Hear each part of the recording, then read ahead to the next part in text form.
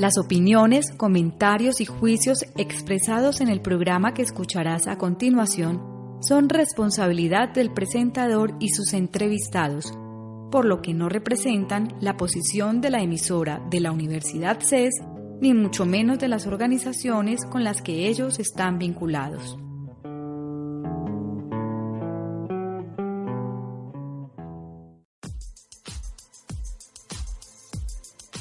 Las entrevistas, los debates, la opinión y toda la actualidad jurídica la puedes escuchar en Voces del Derecho, programa realizado por la Facultad de Derecho de la Universidad CES y su emisora CES Radio.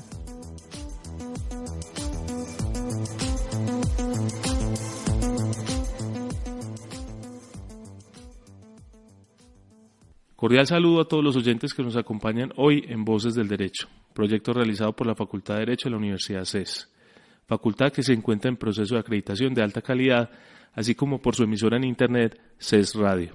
Mi nombre es José David Arenas, docente de la universidad, y es un placer compartir este espacio con ustedes. En el programa presentaremos pensamientos y resultados de investigaciones sobre problemas jurídicos. Voces del Derecho se transmite todos los lunes a las 8 de la mañana por CES Radio, y no sería viable su realización sin la valiosa ayuda de la Oficina de Proyección Corporativa de la Universidad, por lo que agradecemos a todos los partícipes de esta oficina. Si desean escuchar el programa fuera de la hora indicada, ingresen a los archivos de audio que están alojados en la página de la universidad, en concreto de la emisora radio.ces.edu.co. Recuerdo a todos nuestros oyentes que a través de las redes sociales también pueden participar en el programa. En Facebook pueden buscarnos como CES Radio y en Twitter seguir la cuenta @ces_radio. En estos espacios pueden sugerirnos temáticas y participar del tema del día.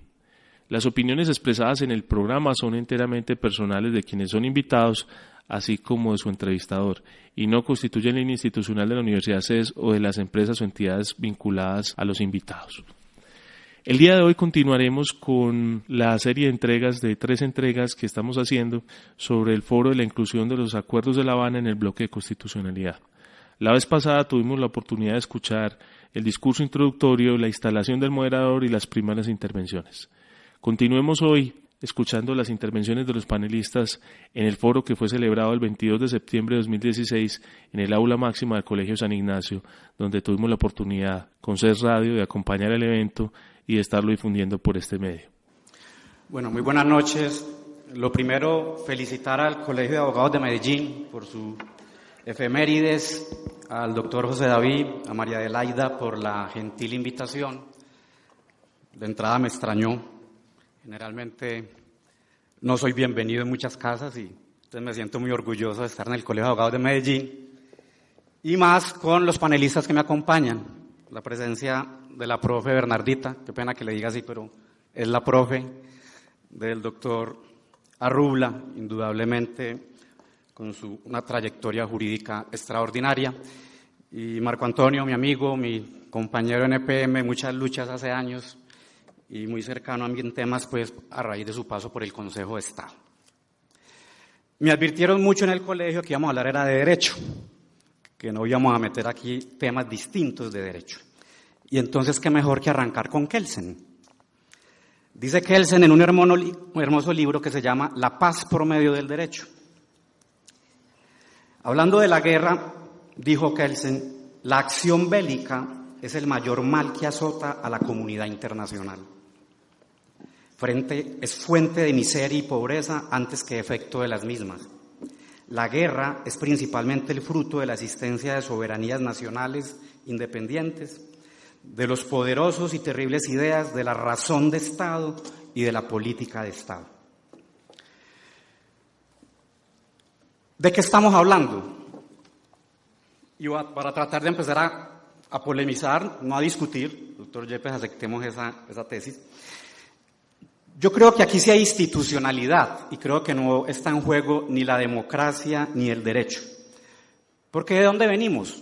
Venimos de un acto legislativo número 1 del año 2012 que aprueba un marco jurídico para la paz e introduce en Colombia y permite que para los diálogos con las FARC se utilice un mecanismo extraordinario, estamos hablando de un suceso extraordinario, que es la justicia transicional. Ese acto legislativo tuvo 8 debates en el Congreso, donde hay participación de todos los partidos políticos. Ese acto legislativo fue demandado 2 veces ante la Corte Constitucional y hay 2 pronunciamientos de la Corte Constitucional sobre el mismo. Eso es institucionalidad, Congreso y Corte. Ahora, si no creemos en nuestro Congreso y en nuestra Corte, ya esa es otra discusión aparte. Segundo, hay una ley estatutaria, que es la ley 1806, que es la ley que convoca al plebiscito, igualmente 8 debates en el Congreso, control previo de constitucionalidad en la Corte, declarada, diría yo, en un 97% exequible. Vamos a tener ahora un acto legislativo 1 del 2006 que establece el llamado procedimiento legislativo especial, o lo que han llamado procedimiento legislativo express, de pronto para quienes no han tenido la oportunidad de mirar el texto. Básicamente es lo siguiente, trae muchos temas, pero lo que nos interesa es lo siguiente. Primero es que establece que la incorporación de los acuerdos de paz a la legislación colombiana, tanto a través de leyes como a través de actos legislativos, se va a hacer por un procedimiento especial. Las leyes van a tener 3 debates, porque el primero de las comisiones se va a hacer conjunto, ¿sí? Y los otros 2 en plenaria común y corriente. Y en materia de actos legislativos se reduce de 8 debates a 4 debates, ¿cierto? Ese es el procedimiento especial. Pero como bien lo expresaba el doctor Marco Antonio, en el 7º debate se le introdujo un artículo transitorio donde se dicen 2 o 3 cosas muy importantes. La primera es que el acuerdo final de La Habana hará parte del bloque de constitucionalidad, pero ojo lo que dice, para tenerlo como parámetro de interpretación en las leyes y actos legislativos que se presenten al Congreso para incorporar el proceso de paz. Eso es muy importante, esa primera parte. Y la segunda parte del artículo transitorio señala que va a haber una ley, en principio, que va a aprobar el acuerdo final. ¿Sí? El Congreso de la República va a aprobar una ley donde se incorpora el acuerdo final. ¿Eso de dónde viene? Eso no es nuevo. O sea, con eso no nos sorprendieron ahora en agosto. Porque hay gente que dice, es que nos están sorprendiendo, es que no hemos tenido tiempo de leer. No, por favor, hay que ser claros. Hay un acuerdo del 11 de mayo, o sea, del 11 de mayo, hace ya varios meses, donde se acordó que al Congreso se llevaría de manera extraordinaria una ley de indulto y amnistía para delitos que no sean de lesa humanidad. Está prohibido expresamente en los acuerdos amnistía para delitos de lesa humanidad, es decir, secuestro, desaparición forzada, reclutamiento de menores, ¿sí? Acceso carnal violento, delitos sexuales, quedan excluidos de la amnistía. Se va a llevar una ley para aprobar el acuerdo final y se va a llevar un acto legislativo para incorporar en la Constitución la jurisdicción especial de paz. Todas esas leyes y actos legislativos van a tener control inmediato de la Corte Constitucional, automático y único. Aquí empiezan los problemas que se los voy a dejar a la doctora Bernardita. ¿Cuál es el problema? Yo no le veo ningún problema a eso. ¿Por qué? Porque la Constitución colombiana se puede reformar a través de actos legislativos, ¿sí? Y ya les expliqué que tenemos de sustento hasta el momento 2 actos legislativos, el 1 del 2012 y el 1 del 2016. Y es nuestra institucionalidad. Ejecutivo presentando proyectos, Congreso aprobando y Corte revisando. Esa es la institucionalidad que tenemos. Entonces no sé cuál institucionalidad están pidiendo. Ahora bien, ¿cuál es el problema que yo planteo para este panel? Resulta que la Corte no se ha pronunciado sobre algunas demandas que hay sobre el acto legislativo 1 de este año, es decir, sobre los procedimientos legislativos especiales. El acto legislativo está válido, porque esos actos legislativos no tienen control automático, es por vía de acción. Algunos sectores han demandado parte de ese acto legislativo. Pero ese proceso en la Corte es un proceso ordinario, y ese proceso puede demorar 6 o 7 meses. Eso es a mediados de julio. Es decir, si la Corte se toma los tiempos normales, es posible que no alcance a pronunciarse antes de diciembre. Es un supuesto en el que estoy. ¿Qué pasa?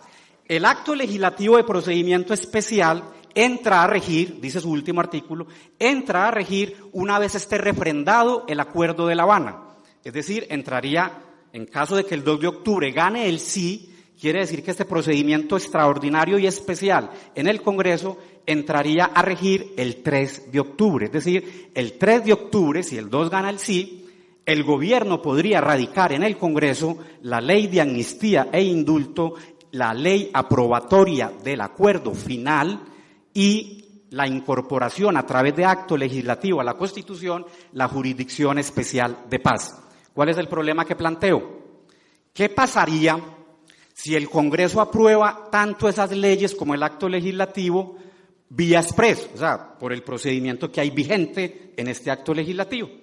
Y supongamos que la Corte le dé la razón al doctor Velilla, que creo que no se la dará, pero me voy a poner en la hipótesis negativa. ¿Qué pasaría si la Corte, después de que el Congreso ya ha aprobado esas leyes y actos legislativos, diga, como sostiene el doctor Velilla, que ese procedimiento express es sustitutivo de la Constitución o que el artículo transitorio no cumplió con el principio de consecutividad? Es decir, ¿qué pasaría si la Corte declara inexequible el acto legislativo 1 del 2016? ¿Qué pasa con esas leyes y actos legislativos que se expidan mediante el procedimiento especial? En teoría constitucional normal, doctora Bernardita, mi tesis es, como se tramitaron a través de un acto legislativo que estaba vigente en su momento, y la regla general es que las declaratorias de inexequibilidad surten efectos hacia el futuro, ¿sí? Salvo que la Corte decida darle efectos retroactivos, que no es lo común, no es lo ordinario.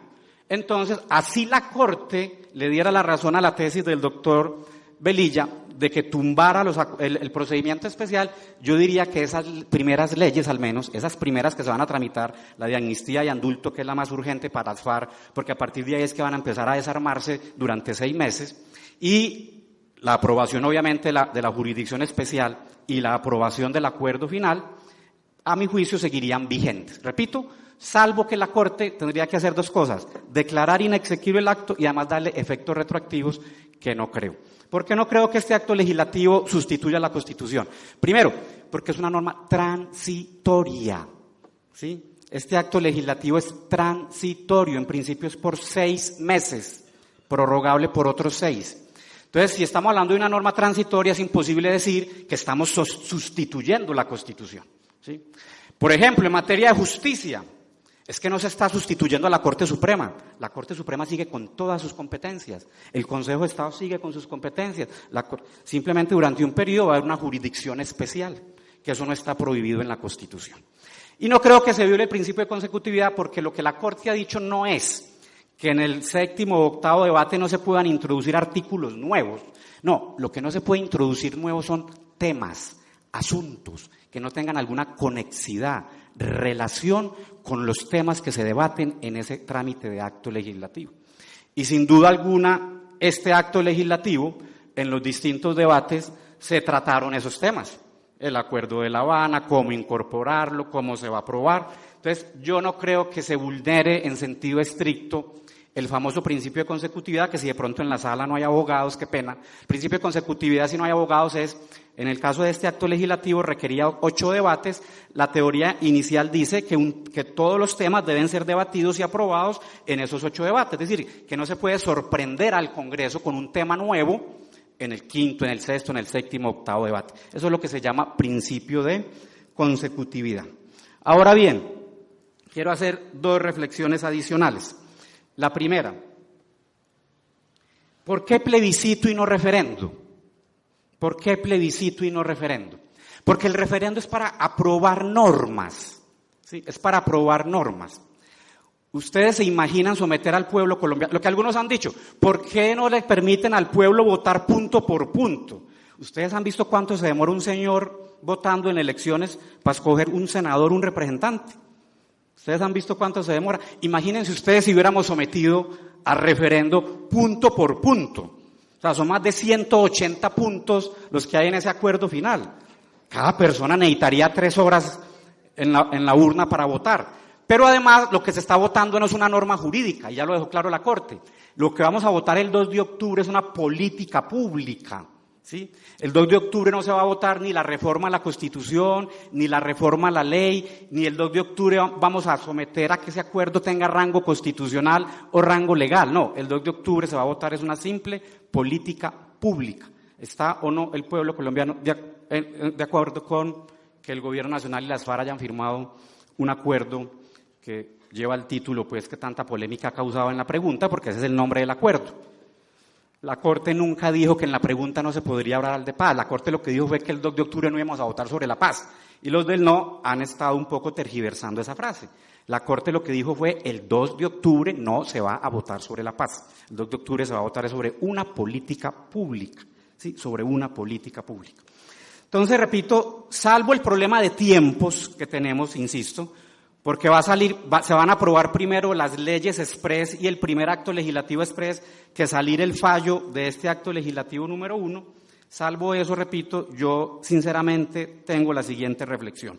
Un proceso que ha pasado, ¿sí?, por 2 actos legislativos en el Congreso, ¿sí?, por una ley estatutaria, la del plebiscito, ¿sí?, 4 intervenciones de la Corte Constitucional, ¿sí?, un proceso donde participó los gremios, empresarios, iglesia, academia, comunidad internacional, y como si fuera poco, se va a someter el 2 de octubre a la votación del pueblo.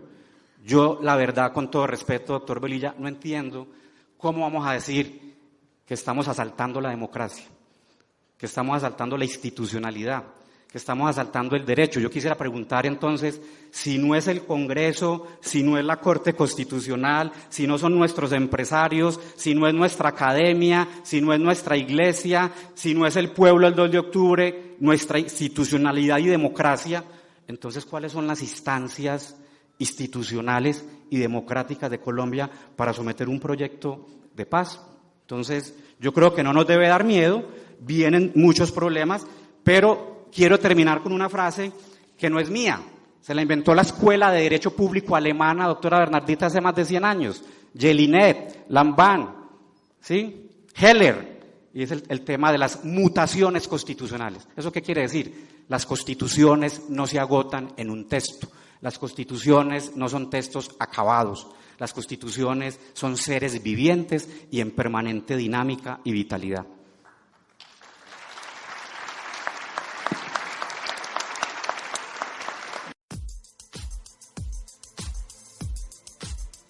En Voces del Derecho conocerás la actualidad jurídica con la visión profesional y especializada de expertos académicos. Por medio de entrevistas, debates y opinión se abordan temas sociales en un lenguaje sencillo.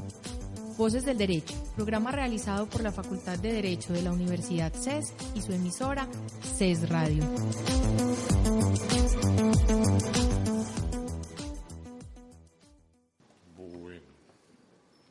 Bueno, en primer lugar, una felicitación muy sincera al Colegio de Abogados de Medellín a través de su presidente, el doctor David Arenas, de su junta directiva, por estos 90 años y sobre todo por mantener esa luz encendida que irradia en toda esta comunidad paisa sabiduría jurídica y por lo menos mantiene a este gremio pensando como lo está haciendo en esta sesión. A los compañeros de panel, un gusto y un honor. A nuestro coordinador, el doctor Carlos Raúl Yepes, y a todos ustedes, colegiales y queridos acompañantes en este efemérides. Yo he tenido en la vida oportunidad de 3 momentos tener algún contacto con el tema de la paz. Muy joven, que el doctor Nicanor Restrepo Santamaría era el gobernador de Antioquia, el gobierno era del doctor Belisario Betancur y empezó un gran proceso de paz. Todo el país se volcó en él y obviamente yo era el secretario general de la gobernación y allá estuvimos en eso. Recuerdo que esa agudeza del doctor Nicanor Restrepo llevó a que estudiáramos dónde estaba la inversión pública del departamento en los últimos años, en los últimos 20 o 30 años. Recuerdo que él cogió un mapa de Antioquia y puso los alfileres donde se había hecho la inversión del Estado en esos últimos 30 años. Y precisamente donde no estaban los alfileres de la inversión eran las zonas rojas del departamento, eran las zonas de la violencia en el departamento. Entonces la enseñanza era muy simple. A veces no es que se subviertan, a veces es que el Estado no hace presencia, a veces es que el Estado no llega. Entonces obviamente donde hay un vacío se llena, y se llenaba con la violencia antioqueña. De allí la necesidad de buscar la paz, pero buscar la paz no es solamente con diálogo, es con inversiones, es con una actitud de la sociedad, es con desarrollo, es con muchas cosas. La segunda oportunidad, el segundo contacto con la paz fue el gobierno del doctor Andrés Pastrana. Yo fui su secretario jurídico y nos tocó diseñar todo el proceso que se hizo en el Caguán, que ustedes ya saben cómo terminó. Recuerdo que alguna vez me tocó reunirme con el secretariado. El único que queda, doctor Carlos Raúl, es Joaquín Gómez. Ya los de esa época fueron distintos. Eran Marulanda, que ya murió, Raúl Reyes, que ya murió, el Mono Jojoy, que ya murió.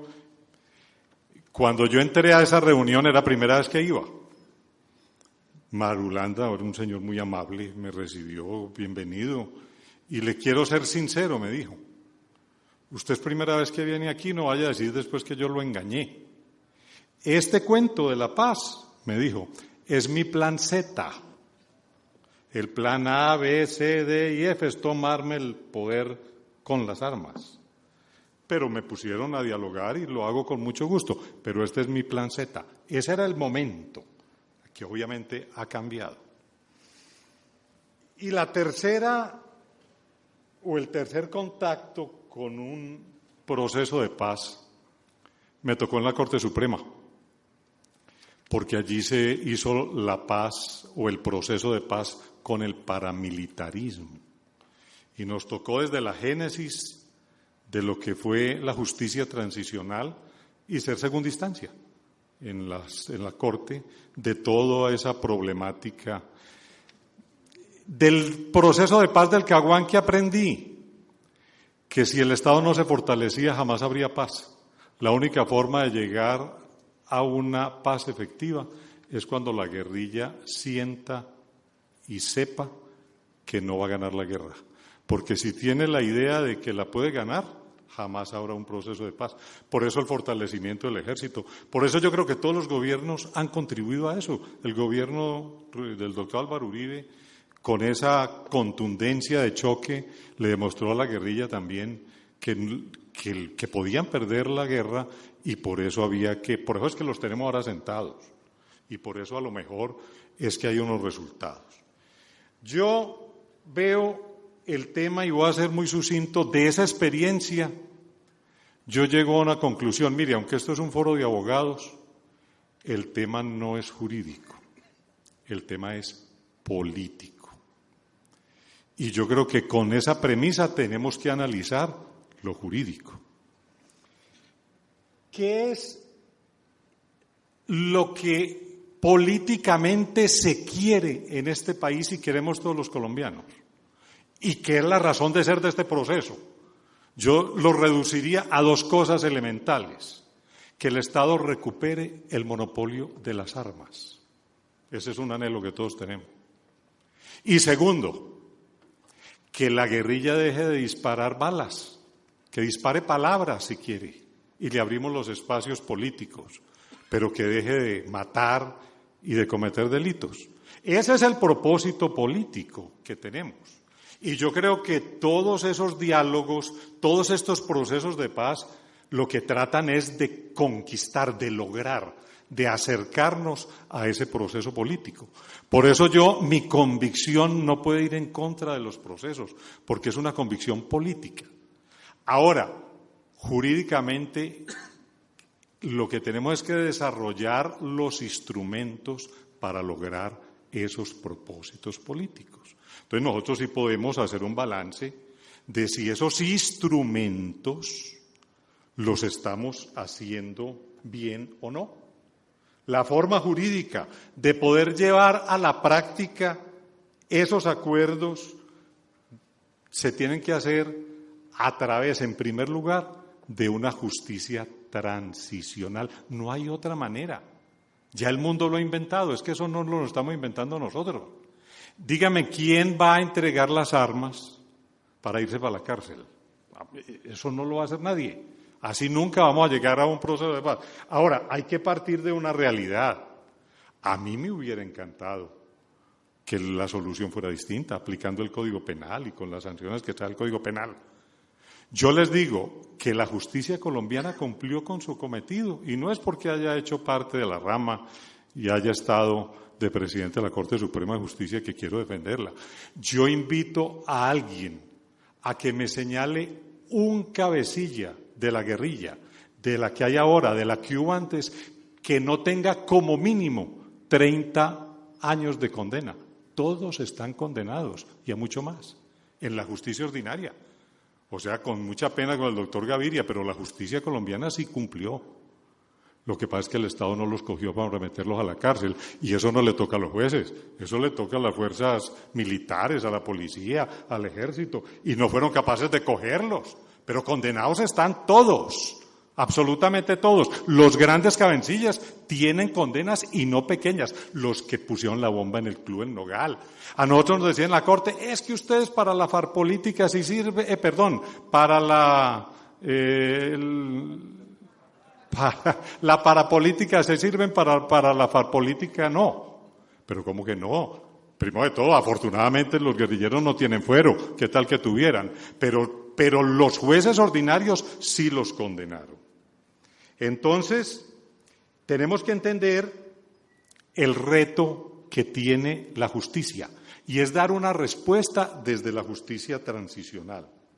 Ahora, a mí el problema, más que los acuerdos de La Habana, que me parecen farragosos. Alguien decía por ahí que la pena sustitutiva de la justicia transicional debería ser tener que leerse los acuerdos, correcto. Y eso suena terrible. Es que son 270 páginas cargadas de principios, cargadas de cosas. Yo no sé cómo a alguien se le puede ocurrir que eso haga parte de la plataforma constitucional, así sea para la interpretación de las leyes que van a salir como consecuencia. Eso hay que reconocerlo. Yo no sé cómo van a hacer los ciudadanos colombianos dentro de 2 domingos para votar con eso. Si uno como abogado le parece pesado, le queda difícil hacer la inteligencia. Eso es como doña Pepita Pérez leyéndose un contrato por adhesión en un banco. No entiende, ella firma para que le den el préstamo. Nos va a tocar firmar para poder llegar a la paz. Esa es la gran disyuntiva, y eso es lo que hay que llevarle a los colombianos. Mire, la discusión en este momento, vuelvo y repito, no es jurídica, es política. Lo acabamos de escuchar. El plebiscito es para ver si aprobamos una política pública, que es buscar la paz, que es buscar el monopolio de las armas por el Estado y que la guerrilla se vaya a hacer política si es lo que quiere hacer. Eso es la gran disyuntiva. Ahora, de todo ese mare magnum de acuerdos, yo tengo demasiadas críticas. En 2 minutos voy a resumir algunas de ellas, para que simplemente abramos la discusión. El hecho de que yo políticamente quiera la paz no quiere decir que esté en conformidad absoluta con los acuerdos. Para mí el desarrollo, la implementación de esos acuerdos es la que va a exigir el gran trabajo de los colombianos.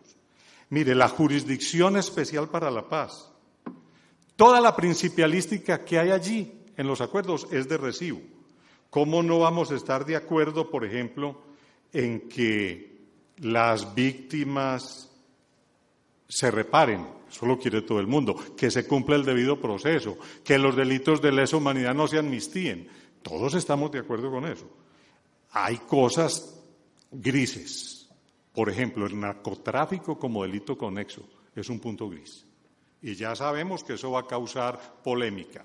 El secuestro obviamente es de lesa humanidad. Pues ya la guerrilla está diciendo que ya no secuestra, que ya tiene rehenes y tiene también, obviamente eso sobre civiles no se puede dar. Pero bueno, entonces aquí van a empezar las polémicas. Por eso el gran reto de Colombia es la implementación de esos acuerdos, no tanto lo que aquí dice. Va a haber una amnistía generalizada, eso sí, sepámoslo, es que ahí está dispuesto. Todos los que tengan el delito de rebelión van a ser amnistiados y sus delitos conexos. Los únicos que se van a llevar a esa justicia especial son los que no se puedan amnistiar. Y no se pueden amnistiar los delitos de lesa humanidad y delitos que no sean políticos. Obviamente esos no se van a poder amnistiar. Entonces, ¿esos qué alternativas tienen? Pues si se acogen, les van a dar unos beneficios de justicia transicional, que es sentencias sustitutivas. Sí, tienen que reparar las víctimas, ya dijeron que no tienen plata, yo no sé, entonces la reparación nos va a tocar a todos los colombianos, pero a las víctimas hay que repararlas. Sería bueno establecer cuál va a ser la forma de esa reparación. Ya oímos, no hay presupuesto, no hay cómo implementar esto. Entonces vamos a entrar con problemas de incumplimiento. Hay otros que se van a acoger tardíamente y van a tener también unos recursos más tardíos, otros que se les va a bajar la pena, las penas van a ser de 5 a 8 años, algunas va a haber, otros no van a haber, en fin, eso es lo que va a pasar. ¿Qué es lo que pasa con esta jurisdicción especial? A mí no me gusta para nada. ¿Por qué en la justicia con el paramilitarismo sí lo pudo hacer la justicia ordinaria? Aquí tuvimos que hacer un tribunal ex post facto, correcto.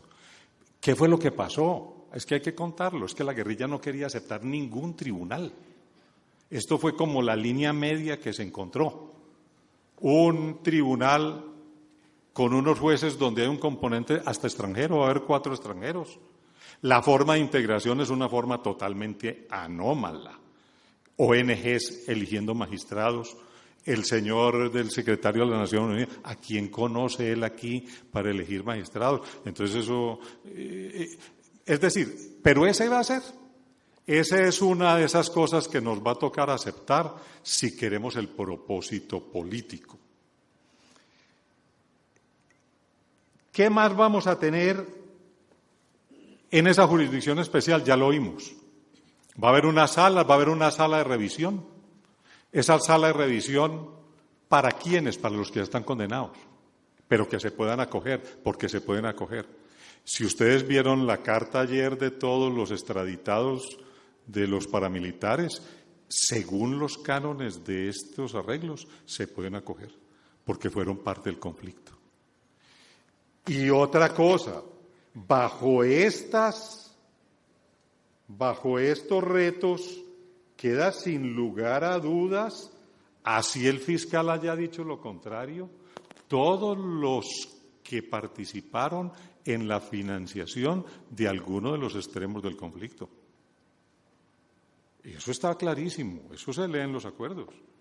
Empresarios, ganaderos, comerciantes que hayan financiado grupos paramilitares van a quedar acá. Si no se acogen, entonces se les aplica toda la drasticidad. Si se acogen, van a tener los beneficios de la justicia transicional. El fiscal salió a decir que eso no era así, no sé por qué. Primero de todo, no es competencia del ya, porque como él mismo lo admite, eso ya no le toca a él. Y segundo, en los acuerdos sí está que sí les va a corresponder esta situación. La circunscripción especial para la guerrilla, todos sabemos que tiene que tenerla. Va a ser la expresión política, es la forma de desfogar la bomba, que hablen, como lo está haciendo Navarro y como lo han hecho los grupos que antes eran guerrilleros y se amnistiaron. Aquí lo que hay es unas circunstancias que hay que mirar. Van a tener una representación parlamentaria con voz y voto por 5 años. Perdón, por 8 años, 2 periodos. Pero lo que hay que leer en estos acuerdos es que hay 10 circunscripciones electorales especiales, por 8 años también, para facilitar las formaciones políticas surgidas de la desmovilización. Esto pareciera lógico en principio, pero si uno lee la letra que le ponen, es que los grupos que actualmente tienen políticos, que actualmente tienen representación en el Congreso, no pueden participar en esas circunscripciones.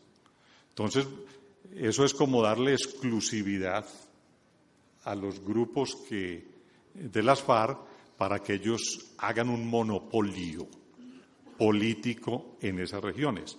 O lo que es peor, yo no creo que los políticos nuestros, como son de avesados y de hábiles, vayan a tolerar eso. Van a formar otros grupos y se va a volver a armar una trifulca en esas regiones de Padre y Señor mío. Eso lo que va es a fomentar más violencia. El tema agrario es un punto neurálgico. Es un punto muy delicado. Es que el conflicto, como lo decía el doctor Raúl haciendo la presentación, no nos tocó a nosotros somos los privilegiados. El conflicto fue en el agro colombiano, en esas zonas abandonadas de Colombia. Allá fue el conflicto. Yo creo que el tema agrario es un tema muy delicado. A mí me preocupa, francamente, leyendo estos acuerdos, primero, que los líderes del campo van a ser las comunidades campesinos, comunidades indígenas y negras, y no las empresas productivas, no el capital. Yo creo que hay una concepción muy socialista del mundo rural. La idea es centrarlo en la producción de alimentos y no en la generación de riqueza. Con café, con aceite de palma, con flores, con madera, estos quedan por fuera porque estos no son alimentos. Entonces, lo que se va es tratar de desarrollar un concepto muy campesino. Uno lo que recuerda cuando teníamos esa época universitaria que todos fuimos socialistoides, lo que era el campesinado ruso y la organización rusa, es una cosa trasnochada. Yo digo, aquí fue quien redactó estas cosas, no se dieron cuenta. Pero además hay un problema, omiten el turismo. Omiten la actividad forestal. La minería se mira con desdén, con una visión ecologista extrema. Miren, y otra cosa, la más delicada, la vana ilusión del Fondo de Tierras de distribución gratuita. Bueno, eso está muy bien. Se comprometen a tener 3 millones de hectáreas en los próximos 10 años. ¿Ustedes saben qué es esto? Es el 40% de las hectáreas que hoy tiene cultivadas Colombia. Eso para mí es un imposible cumplirlo. Entonces yo digo, si vamos a entrar incumpliendo, ¿a dónde vamos a llegar? Y remato, para que podamos entrar en otros temas. Un último punto que a mí me preocupa, el impuesto predial progresivo, es que vamos también a cambiar algo que nos va a afectar a la vida urbana. Y es que se va a cambiar la estructura de lo que son los impuestos prediales. Y eso quedó ahí metido. Y va a ser plataforma constitucional de la República de Colombia. Yo soy un convencido de que hay que buscarle una solución política al problema. Estoy convencido de que el proceso es lo que es. Yo creo que la implementación va a ser decisiva. Le veo graves problemas a algunos aspectos de los acuerdos que veremos a ver cómo habrá de solucionarlos. Por el momento dejamos aquí. Muchas gracias. Muy bien.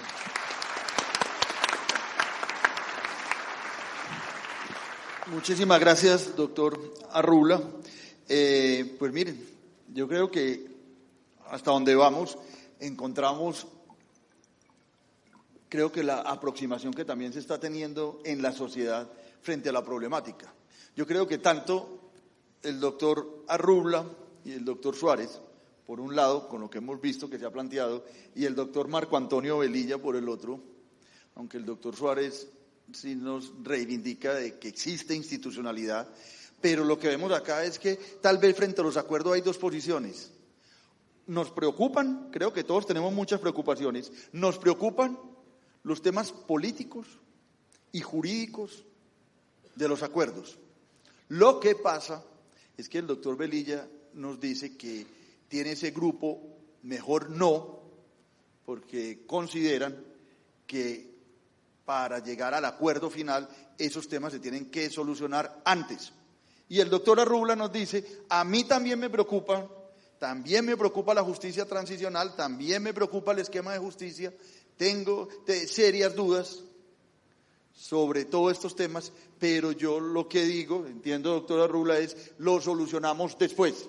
Tenemos que implementar los acuerdos. Con mucho cuidado, bienvenida a esta conversación, porque ahí tenemos esas dos posiciones. O somos capaces que las preocupaciones las solucionamos antes, o nos toca avanzar y tratar de solucionar las preocupaciones en la etapa posterior, que es la implementación y tal vez es igualmente importante a la de los acuerdos. Doctora Bernardita, bienvenida. En Voces del Derecho conocerás la actualidad jurídica con la visión profesional y especializada de expertos académicos. Por medio de entrevistas, debates y opinión, se abordan temas sociales en un lenguaje sencillo. Voces del Derecho, programa realizado por la Facultad de Derecho de la Universidad CES y su emisora CES Radio.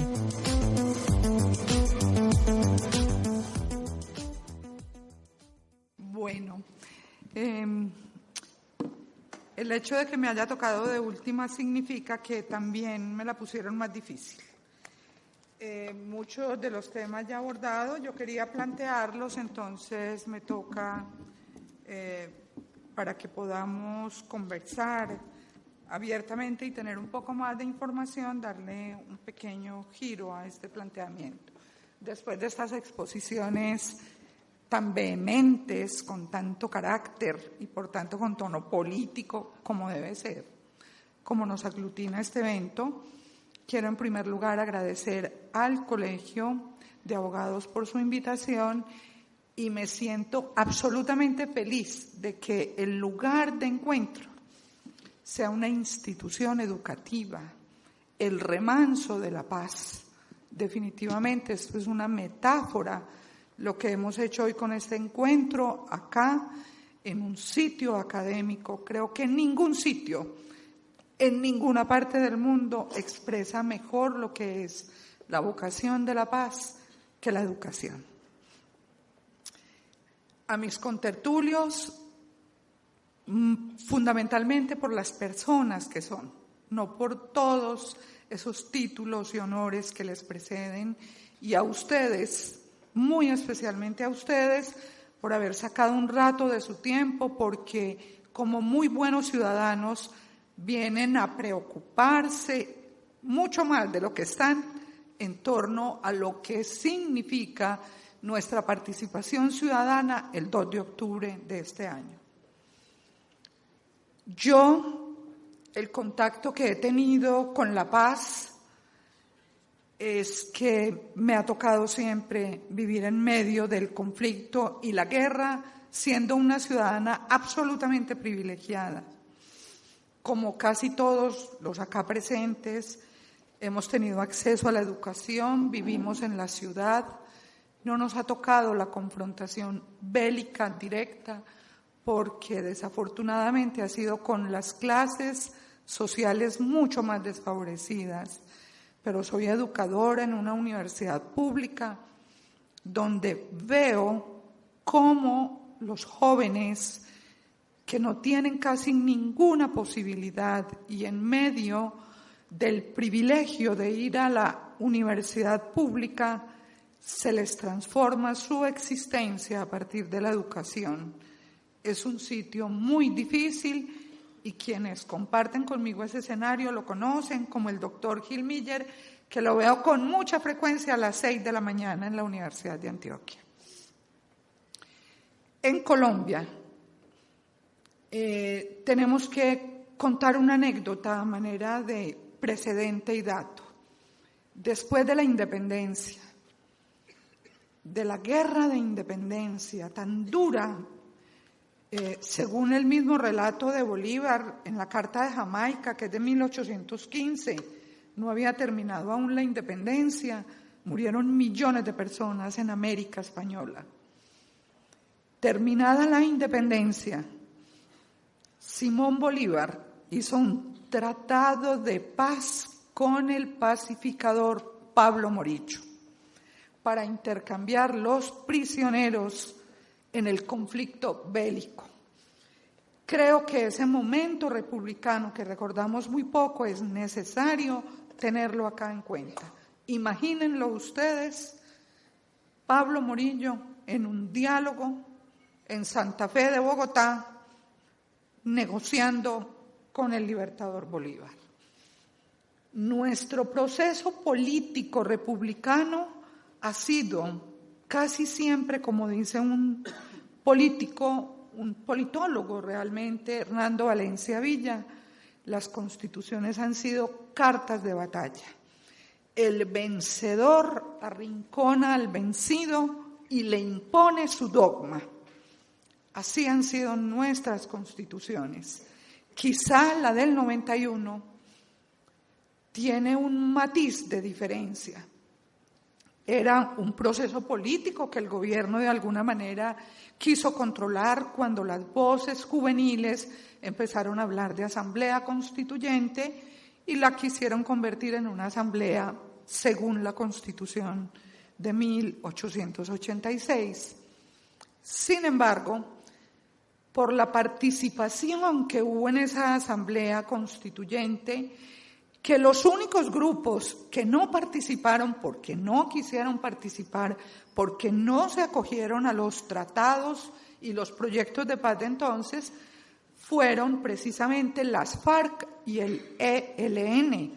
Otros grupos como el EPL y un brazo de las FARC hicieron acuerdos de paz, como lo hizo el M-19. Pero esos acuerdos de paz, tenemos que decir, eran solamente amnistías, amnesia total del Estado de la delincuencia de esos grupos al margen de la ley. Insértense a la vida civil y no más. La Constitución del 91 entonces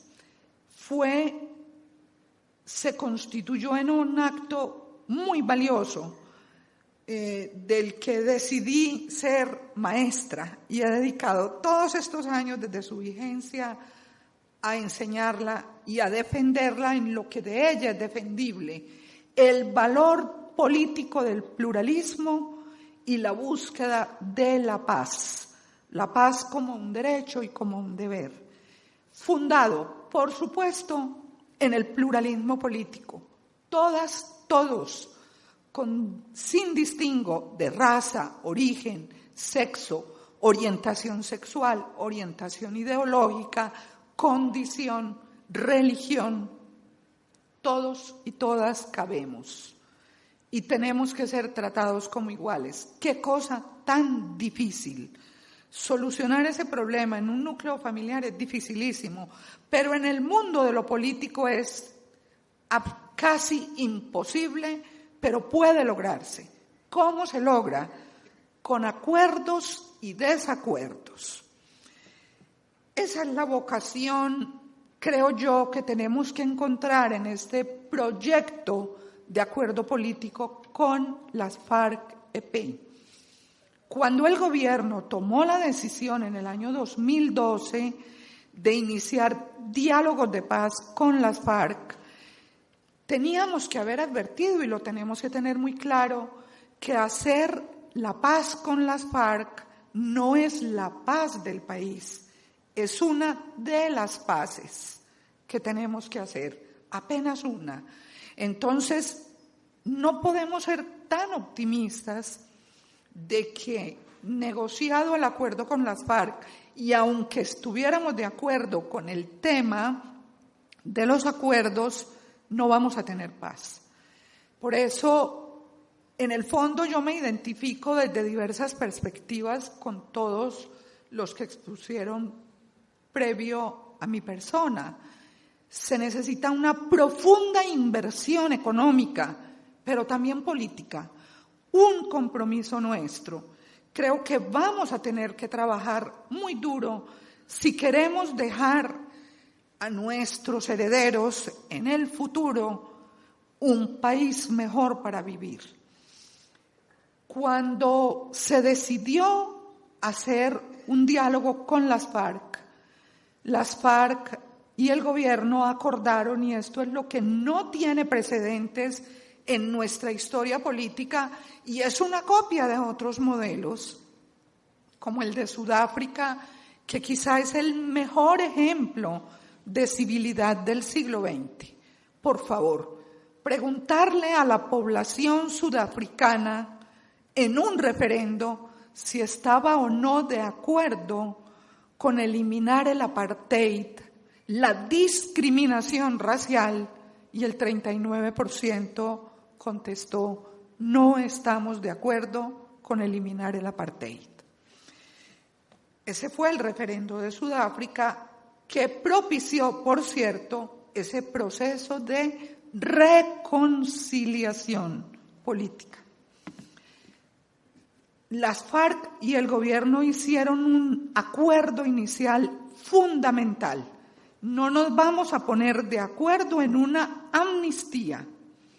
Vamos a elegir unos temas en los que tendremos que ponernos de acuerdo, que esos son los temas con los que las FARC se sentirían que esos temas pueden cumplir un compromiso político que tuvieron en una época y que con ellos se entenderían reconciliados con un proyecto político a futuro. Entonces se eligieron unos temas que ustedes los conocen muy bien: el tema de la propiedad rural, el tema de las drogas, el de la participación política, el tema de las víctimas y la forma de incorporación y refrendación de los diálogos y la justicia de transición. Esos temas elegidos, después de toda esa legalidad que le ha precedido, David se refirió a casi toda ella, pero también se nos olvida mencionar, y yo quiero comentarles que lo lean, porque el Consejo de Estado sacó hace un mes, si mal no recuerdo, es 10 de agosto, una decisión importantísima y una sentencia maravillosa sobre la convocatoria a los diálogos de paz mediante la resolución que dictó el gobierno en sala plena del Consejo de Estado, donde este otro órgano judicial de la jurisdicción de los actos del Poder Ejecutivo le daba también el espaldarazo a esos diálogos de paz. Esos temas elegidos concluyeron en ese acuerdo tan farragoso, tan casi imposible de leer, con faltas de gramática elemental, casi que de ortografía, pero también, digamos lo siguiente: dos guerreros, porque son dos guerreros, ponerse de acuerdo con las palabras, ponerse de acuerdo en una cajetilla de cigarrillos, como lo usamos metafóricamente, es muy fácil cuando las dos partes sentimos que solo vamos a plasmar lo necesario porque lo demás está entendido, porque las leyes lo respaldan. Esto es un diálogo de dos guerreros que no se tienen confianza entre sí, que tienen recelos y dudas el uno del otro, y entonces la escritura es muy difícil. Pero también, como lo manifestó David en su exposición, esa ley de convocatoria al plebiscito no es para que aprobemos esos acuerdos, pero yo disiento de él de la razón. Yo no creo que sea una razón pragmática, que nos daba mucha brega leerlos. Claro que nos da mucha brega. Yo difícilmente, imagínense, entre la sentencia del Consejo de Estado, la de la Corte, que la Corte Constitucional, por favor, porque no aprende a escribir más simple y más corto, y el acuerdo de paz, les cuento que son más de 1000 páginas, las 1000 que tiene, por ejemplo, La montaña mágica de Thomas Mann. Pues realmente es un trabajo muy difícil de realizar. Esos acuerdos no quedaron incluidos ni en una ley de referendo, porque inicialmente se empezó el trámite de una ley de referendo, ni un referendo constitucional para que le dijéramos sí a los acuerdos. Yo quiero creer que una buena razón para no haberlo hecho así es porque si le decimos sí el 2 de octubre al plebiscito, inicia el debate político, los disensos y los desacuerdos en tomar en serio y acordar esos acuerdos. Es decir, es que lo mejor que pudo haber sucedido es que los acuerdos no los votáramos, porque ahí sí, todo junto, un acuerdo tan complejo, era para decirle sí o no a todo, y teníamos que aceptar una decisión de la Corte muy importante cuando el referendo del presidente Álvaro Uribe, que él propuso sí a todo, no a todo, y la Corte dijo: a los ciudadanos no se maltrata de esa manera. A los ciudadanos no se les diga, como lo dijo el ministro Fernando Londoño entonces, es que eso no es para que lo lean, eso es para que le digan sí a todo, porque literalmente así él lo manifestó. Entonces esos acuerdos es para que empecemos posteriormente al 2 de octubre a ponernos de acuerdo. Las FARC lo tienen claro, que todo lo allí acordado será objeto de deliberación democrática en el seno del Congreso de la República a través de leyes o reformas constitucionales, leyes que los ciudadanos podremos demandar, leyes y reformas que podemos discutir ante la Corte Constitucional como órgano de cierre, leyes en las que podemos participar los ciudadanos. Lo que pasa es que nosotros hoy no somos ciudadanos sino consumidores. Pocos actos hacemos de ciudadanía, y ni más faltara que yo lo regañara a ustedes por esto cuando hoy están haciendo un magnífico acto de ciudadanía. Lo estamos haciendo todos los acá presentes. Por tanto, solamente estamos acordando, vamos a votar sí o no por una política pública de acuerdos de paz. Y algo muy importante en la sentencia del plebiscito, la Corte dijo que no debía incluir la palabra FARC-EP, porque en el trámite legislativo de esa ley se habló de acuerdos de paz, no de el acuerdo de paz con las FARC. Entonces es aprobar o adoptar eso como política pública, y los acuerdos empezará el trámite de acuerdos y desacuerdos en la institucionalidad que tenemos, y lo mejor es que nos volvamos en ese momento histórico excelentes ciudadanos para poderlo discutir. Y como les digo, las FARC lo tienen muy claro, de que están expuestos a lo que suceda en el ámbito democrático y que eso no será un incumplimiento de sus acuerdos, de los acuerdos logrados entre ellos. Yo creo que ese momento político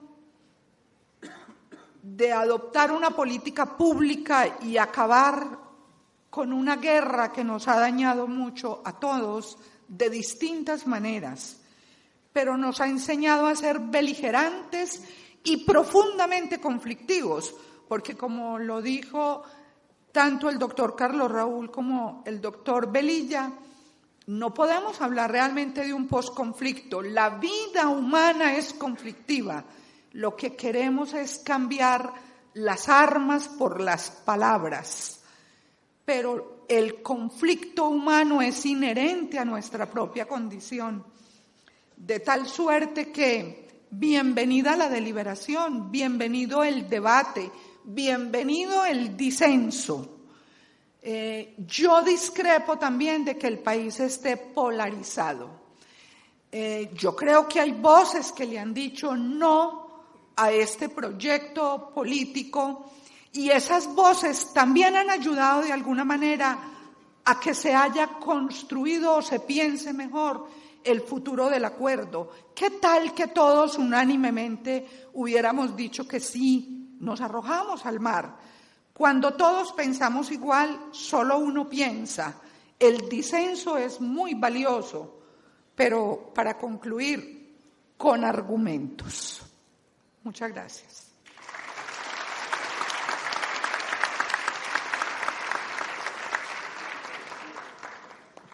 Bueno, hemos llegado al límite de tiempo para seguir transmitiendo este importante evento. Continuaremos en una próxima entrega con el mismo. Agradezco a la audiencia su paciencia y esperamos que haya sido de su agrado. Nos vemos.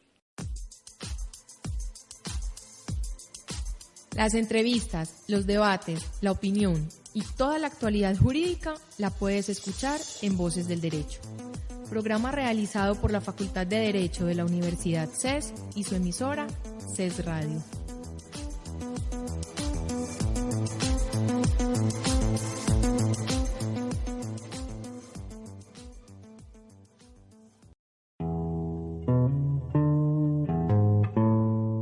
Si te perdiste alguna de las emisiones en línea de esta semana, puedes escucharlas una vez más en nuestra programación, el domingo o en nuestros archivos de